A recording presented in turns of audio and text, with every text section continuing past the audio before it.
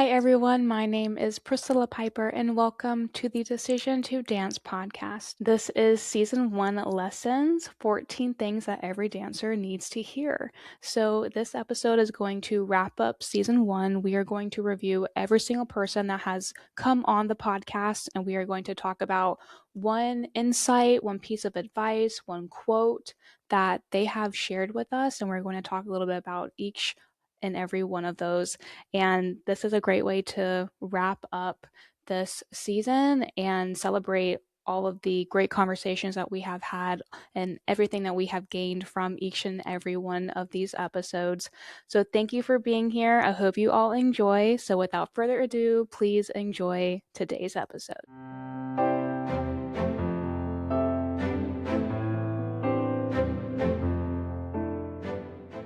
Okay, we're going to go ahead and just get started. So the first one is from Charmaine Williams, who is in Dallas, Texas. And Charmaine shared that you are still a dancer even when you are on a hiatus. It never goes away. And I think this was in context to Charmaine talking about her story of becoming a teen mom, having to put dance on the back burner a little bit so that she could focus on her family. And I think this also not just only applied to that season of her life, but other areas of her life as well. And I think this is a reminder that we all need to hear, because the thing is, we are all going to hit that point at some point in time. It it's going to look different for all of us, but we are all going to experience some type of a hiatus, whether that's, a few weeks or months or years, whatever it is. So I think it's really a nice reminder to hear that I need to hear. Even though I know this, I need to be reminded of it, because I have been in a season where I haven't been consistent, and I've had to remind people, I've had to correct people, like when they say, "Oh, growing up dancing," I'm like, "No, I'm still a dancer." And I think even when I say that, sometimes it feels like I say it with confidence, but I can tell sometimes when I say, "Oh, I'm a dancer."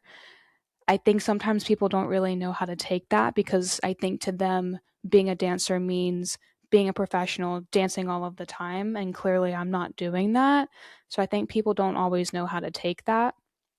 Not that that really matters, nor should we really care about what other people think about us and how they perceive us, but that's kind of the vibe I get sometimes. So then when that's the case, then that is a reflection on me, and I'm like, "Oh, should I not have said that? Is that not what I should have said?" And then I start questioning myself. And the thing is, in our world of dance, like, we get it. But in the outside world where other people aren't dancers and they don't really understand our life, as dancers, it can be confusing to other people. Even if I'm not dancing today, that doesn't mean that I'm any less of a dancer. And oftentimes that hiatus is a significant part of our story. Just because we took time away, sometimes that's for the better, and then we come back even stronger as dancers. So that's something that I'm always reminding myself. So I think this is a really nice point to start off with. The next one is from Tiffany May Porter, who says, "My path isn't conventional, but I'm not trying to fit into someone else's convention. There's room for all of us to succeed." And I think that's so important to talk about, because I think often as dancers, you have this idea of what an ideal path is, right? And then if you're not following that path, you feel out of place. You feel like you don't fit in. You feel like your path isn't as valued or isn't as valuable. But the reality is, we all have our own paths. We all have our own timelines. We all have our own hurdles and struggles and triumphs and achievements, right? So we're all on our own path. And I love when Tiffany says, "I'm not trying to fit into someone else's convention." Why are we trying to fit in other people's boxes? It's like not fair that we continue to compare ourselves to other people. We compare our lives, our paths to other people. And it's like, well, just because my life isn't similar to yours, or because my experience with dance isn't similar to yours, that doesn't mean my path and what I've learned and what I've experienced has any less value than this other person. There's no need to try to fit someone else's convention because we are our own person. And because of that, there's room for all of us to succeed. We don't really talk enough about that. We don't really talk enough about us as a collective, as a group. We're kind of talking more one on one in our own experiences. But as a group of dancers, as a community, there's room for all of us to succeed. So we should all hope that we are all succeeding. We don't need to be above someone else, right? I'm on my own path, they're on their own path, and let's go on our own path alongside each other, and support each other along the way. So I love that. I love that quote. So the next one is from Naomi Chan, who is in San Francisco. For feeling plateaued, where I feel like I'm not growing, dance isn't really improving, I've realized that taking breaks or taking time away is quite helpful, where mentally I can recharge from dance and not be so in my head about it. I actually did an episode on this a few weeks ago talking about how taking breaks can actually be helpful. It can actually help you improve as a dancer, which really isn't talked about that much. And it's funny, when I was reviewing this, I was thinking about when I was in school, like in high school, and I was having a really hard time like doing a math problem, and I just like could not get it. Without fail, when I walked away from it and then when I came back, I could solve it no problem. I feel like Naomi said, you really can get in your head, and it can get to a place of like obsessiveness, and where you're then like feeding yourself really negative thoughts that's not allowing you to move forward and break through whatever it is you're trying to break through. It's doing the opposite. It's actually becoming more harmful. And then also, that too, if you're doing the same thing over and over again and it's not working, then I think people say that's the definition of insanity, right? Sometimes you need to take a break, because then you can think a little bit clearer. You can think about something that you weren't thinking about before, right? It gives you a different perspective than you had before. So sometimes taking that break, and sometimes that literally just means skipping that one class that week, it doesn't have to be that significant time away. It can be if you want it to be, but I really think this is underrated and not talked about enough. So I love that quote. The next one is from Eric Rivera, who is now in Los Angeles by way of Nashville. So Eric said, take things in chunk bite sizes. Small, tiny goals lead to bigger goals. It takes the pressure off of the future and the timelines, and therefore you are trusting yourself that you are progressing.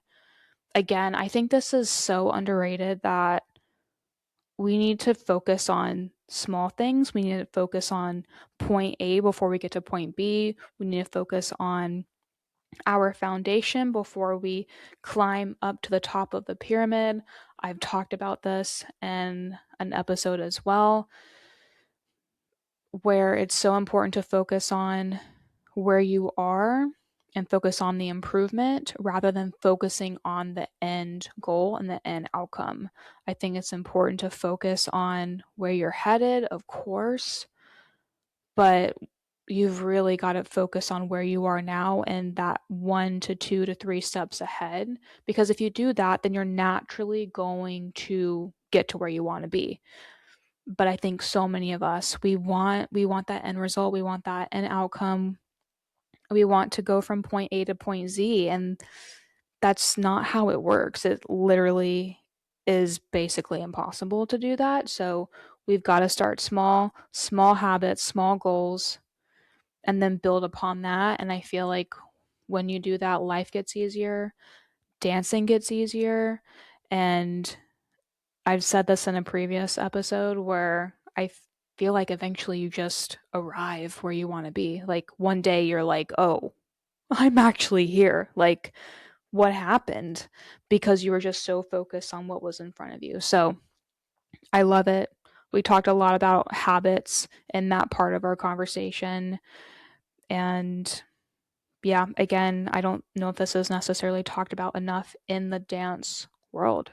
Okay, the next one is from Jen Russell, who is in Oakland, California. I think what has helped me and got me the furthest is I always try to look at things that I really admire in other people. If there's a skill that I want to build as a dancer, I try to find teachers who are really good at that thing. I've been strategic about my time and energy and who I'm training with. I love this.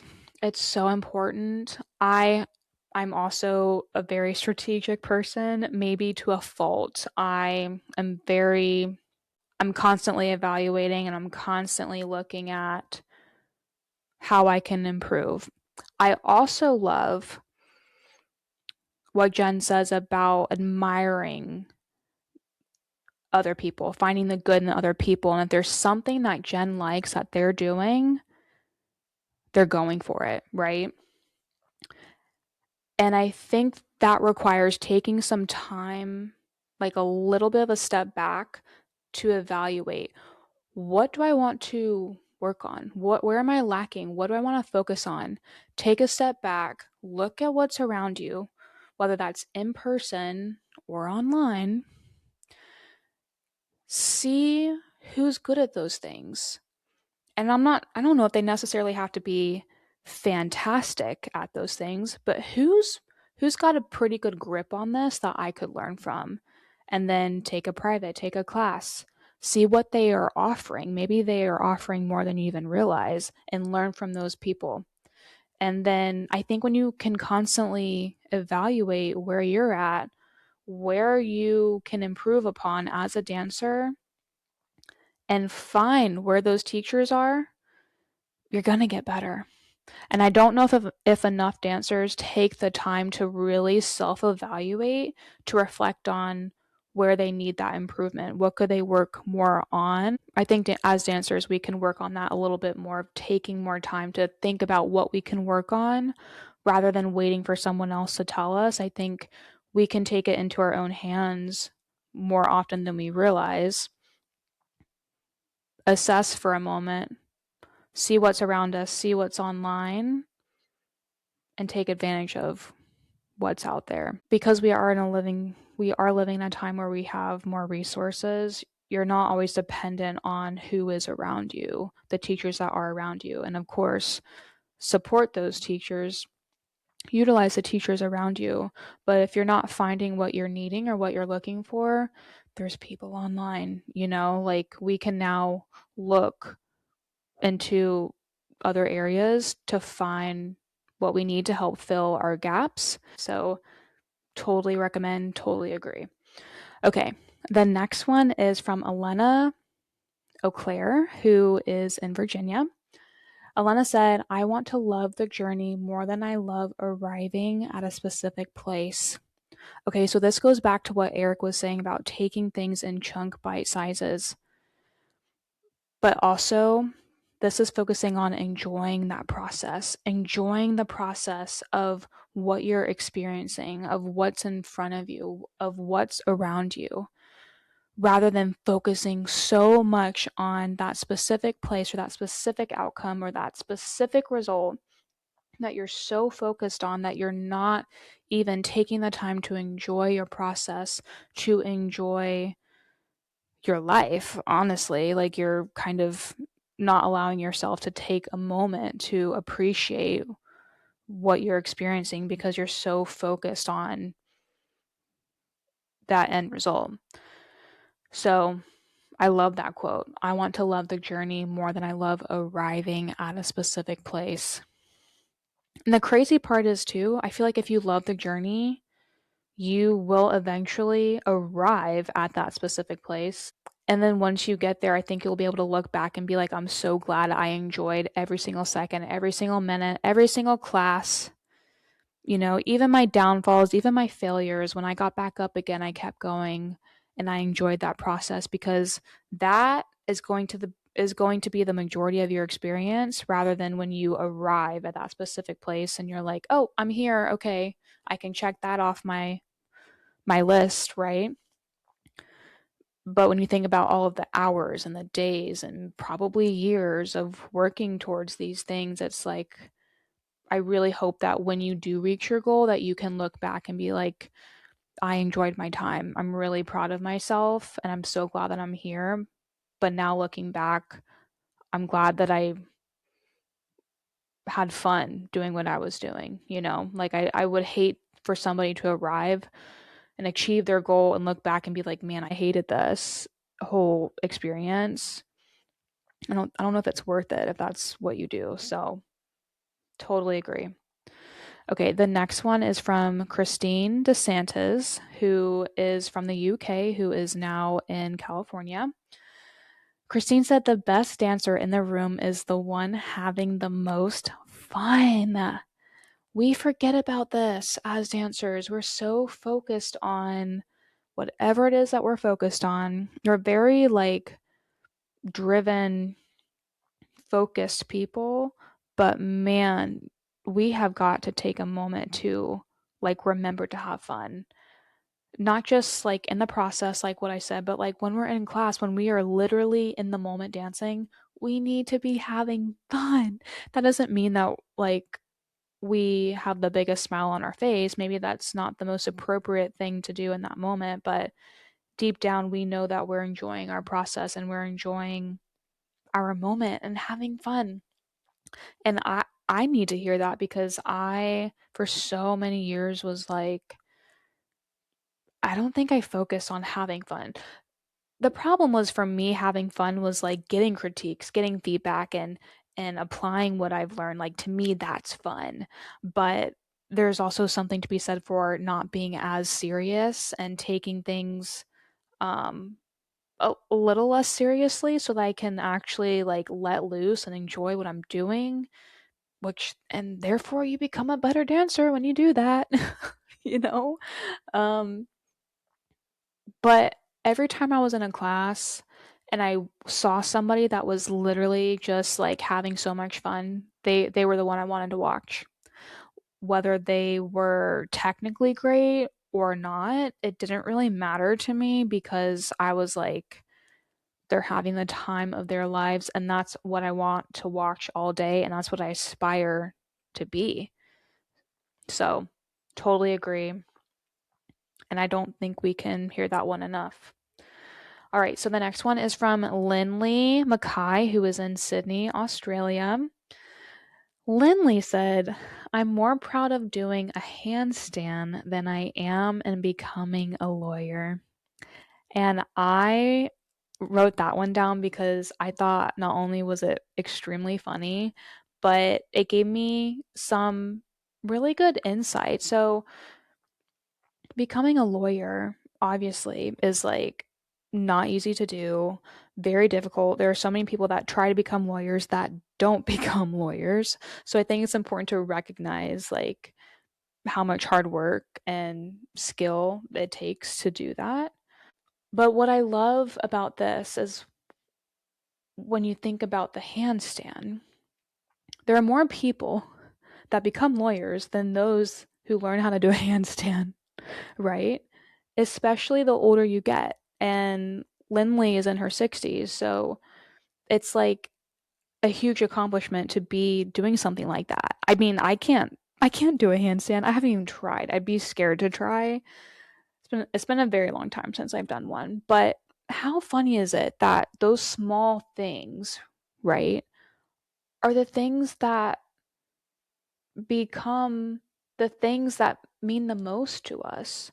And I think it's because you get such a sense of accomplishment by doing the things that you love and also doing things that you thought that you never could do.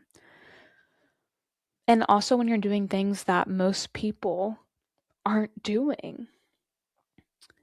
And doing something physical like that is a huge accomplishment. And I think oftentimes we forget how much we've accomplished, right? I love like honoring the handstand.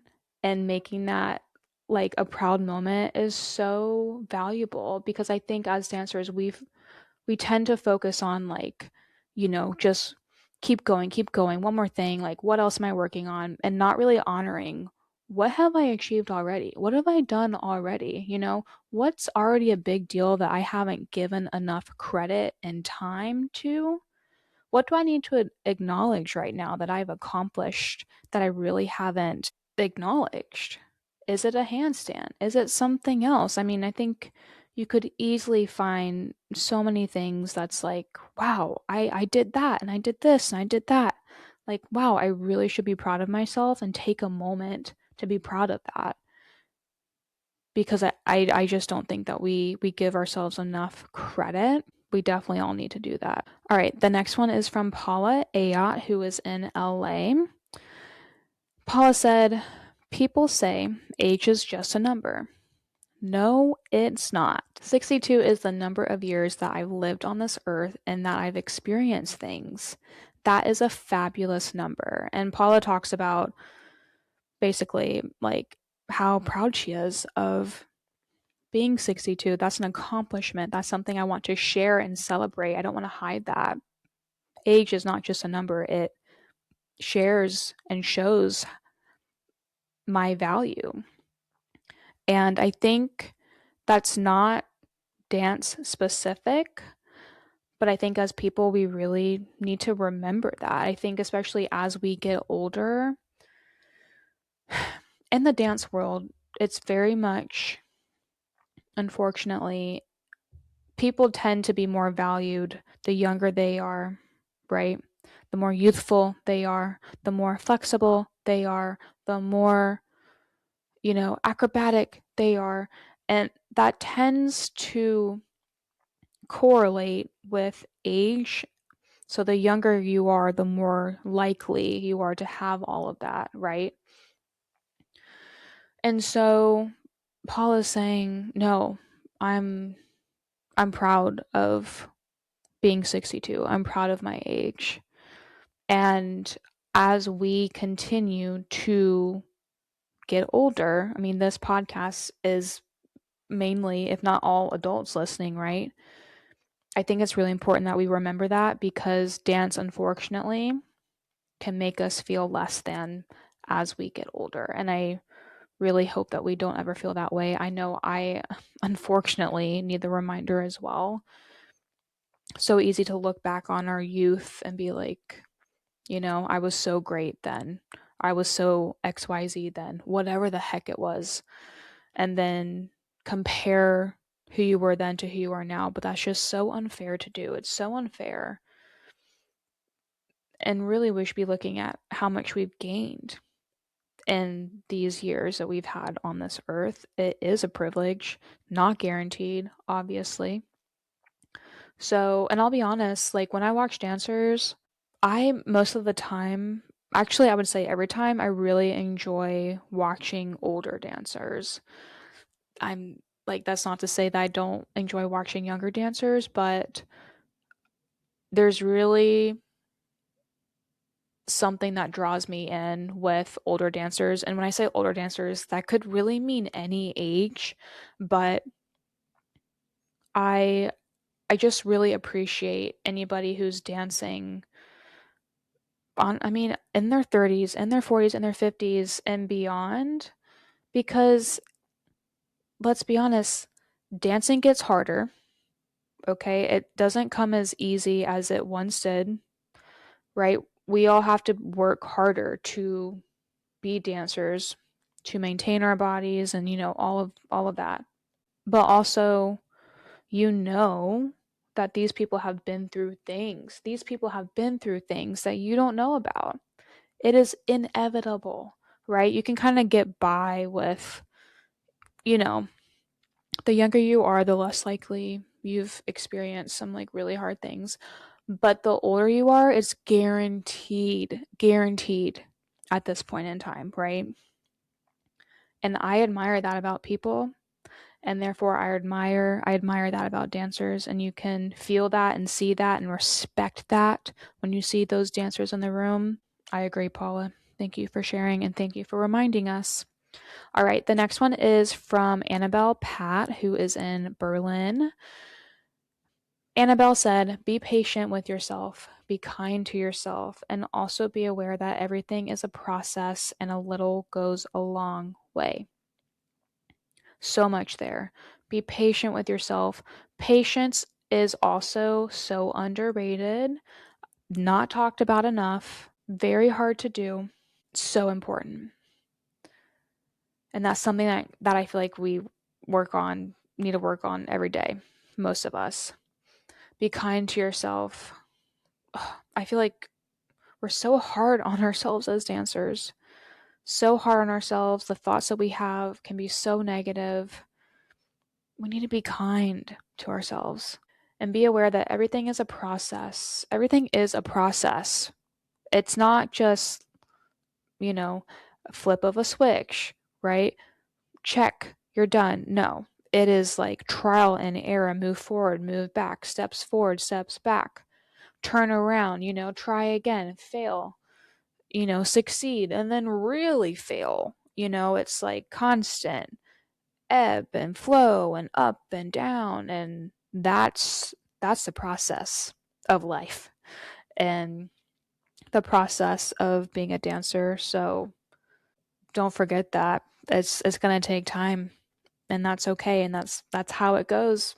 We should accept that, right? That's life, and honestly, it's exciting to know that I'm going to learn and I'm going to experience this for a bit before I can get to my end goal. All right. The next one is Jen Meehan, who is in Philadelphia. Jen said, it's not that deep. You're not going to take that with you and carry that with you for the rest of your life, even if it feels like the biggest letdown in the moment. I think this was when we were talking about competitive dancing specifically, how when you're younger and you're going to competitions and you don't get that award, you don't place at the competition, whatever it is, it's not that deep, and whatever it is that you're going through, you'll get over it, and it's going to seem like the biggest deal in the moment, but later on in your life, you're going to honestly probably forget about it and be like, why was I being so hard on myself, or why was I letting myself get so let down in this moment? And I think that applies to so many different areas of life, but I think that's important. Nothing really is that deep most of the time. And especially as dancers, we think everything is that deep, right? We think everything is a big deal, right? We're so concerned with how we're doing in class. I mean, which is great, but sometimes it's like, okay, it's not the end of the world. Whatever it is, it's not the end of the world, and life will continue. So I think it's good that we take who we are and our driven selves to keep going forward and keep learning and keep growing and all these things. But when there is a letdown, when there is a step back, take a deep breath. It's not that big of a deal. It's all going to be okay. Right? Yes. Okay. The next one is from Shelby Hastings, who is also in Pennsylvania. So this is in terms of looking at yourself back when you're watching your video. Focus on the things you like in the video, and those will increase. If you just like a second of this freestyle, then over the weeks, it will be 3 seconds or 10 seconds, and then eventually you'll get more and more. So, this is when you're watching yourself back and you cannot find a single thing that you're liking. Focus on the one thing that you like in that video. And I share this because I think this is such a common struggle. And now with the cameras, like we're all watching ourselves back every single day, every single class, right? And then we're also comparing ourselves to our peers who are posting their videos online. And for some, I think that may be extremely difficult, but it will take conscious effort. But the more you can do that, and the more you can really just try to find the one thing that you like, the way you feel about yourself and the way you feel about your dancing, and the way that you feel about watching yourself back will get better. It takes time, it takes consistency. You're not the only one. We all deal with this. So don't forget that. Okay, the next one is from Sid Magasso, who said, limitation is just an illusion. And I love that quote. So short, so simple, but so effective. You can really apply that to so many different things. You could think about if you have a lack of access to classes and think, oh, well, I can't take class because I don't have any in my area. Therefore, I'm not going to be able to improve, so on and so forth, whatever it is that pops up in your head. And it's like, well, no, limitation is just an illusion. Just because you don't have access to this doesn't mean you can't find a way to still practice or to still, you know, improve. Maybe that means you do stuff online. Or if you feel like you can't physically do something, right? Usually we think to ourselves like, oh, like, well, I'm not good or I can't get better at this. Well, it's like, whoa, okay, well, maybe you can. Maybe you just need to take some time to work on this thing that you're struggling in right now. Or if it's physically just not possible because of whatever the reason is, well, then what's something else that you can work on? What's something else that you can express or show or share? Just because you can't do this one thing doesn't mean you can't do something else, right? Limitation is just an illusion. I think that's something that I need to be reminded of because I often, unfortunately, can see something as face value and not think through it a bit more of like, oh, well, just because I'm feeling this way or if I'm hitting a roadblock doesn't mean that that's the end. I just need to find my way around to the other side, figure out whatever that means, right? So I love that thought process. And then the last one is from Susanna Lay, who is in Melbourne, Australia. Susanna said, the suppression of expression. I'll say that again. The suppression of expression is what not chasing the glimmer is. Chasing the glimmer is finding those things that is just so effortless because it's already in you and it just needs to come out. Whereas if you suppress it, then that's when unease happens and there's always something missing. So in this episode, we talked about chasing the glimmer because Susanna has that in her Instagram bio. And I asked her, what does chasing the glimmer mean to you? And this was a really nice thing for me to look back on personally because I think I needed to be reminded of this the most. Expression is chasing the glimmer. It's finding that thing that you love, that brings you joy, that gives you that sense of happiness that nothing else does. It's how you express yourself, whether that's through dance or anything else. And if you suppress it, that's when unease happens and you always feel like there's something missing. And I'll be honest, I feel like that's been me for a little bit. In my end of year review, my end of year recap solo episode, I talked about how I wasn't really that proud of myself this year. So I've been really trying to focus on the things I've been putting off. And now I'm in a place where I'm like really, really ready to dive deep back into dance. And I haven't been doing that in quite some time, but now I'm at a place where I'm like, not only am I ready, but I'm like excited. I'm excited about it. And I'm ready to not suppress that anymore because it's such a huge part of me and where my interest lies. And I'm really ready to get into the areas of dance that I haven't really gotten into in a while. So that means like the vocabulary, the history, all of that like educational stuff, which I love, that not everybody really gets to learn. And then also beyond that, expanding upon my creativity, giving myself that time to really explore that and figure out what that means for me and continue dancing. So I'm taking Susanna's advice and I'm going to apply that to my own life. What that means is that this is the last episode of season 1. There will be more episodes of the podcast, but I'm really going to be spending some time honestly focusing on myself. Call it selfish, whatever you want, that's okay, but I've realized I've really got to kind of step away from what everyone else is doing and really just focus on my own process and what I want to learn and what makes me, what makes me tick, like what are my creative endeavors? What do I want to focus on, right? So I'm going to be spending some time doing that. So that means a little time away from the podcast just for the time being so that I can continue in that process and honestly apply the things that we've been talking about on this podcast.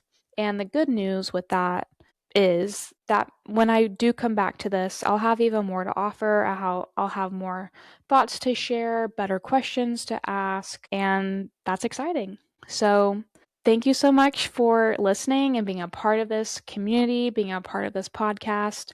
Whether you have listened to one episode or many other episodes, I appreciate you all so much. I don't know exactly when season 2 will be coming out. I'm not exactly sure if I will be doing sporadic episodes or if I'll be doing a whole complete season like I did with season 1. I'm not quite sure yet. So I would say if you're not already following the podcast, make sure you do that on whatever platform you listen to us on. And then also follow us on Instagram where you can keep up with whatever we are posting and you'll be notified of when we will be releasing more episodes. So I would say if there's an episode that you really love, go back to it and listen to it again. Or if there's one that you think a friend would really enjoy, go back and share that episode with your friend. I personally, when I love a podcast episode, I could listen to it on repeat because I need it in my brain constantly, reminding myself of certain things. And lastly, I will say if you haven't given us a rating, make sure you do that because it does help other dancers find our podcasts and benefit from the episodes that we are offering. Thank you so much for being here, and I will see you all in the next episode. Bye.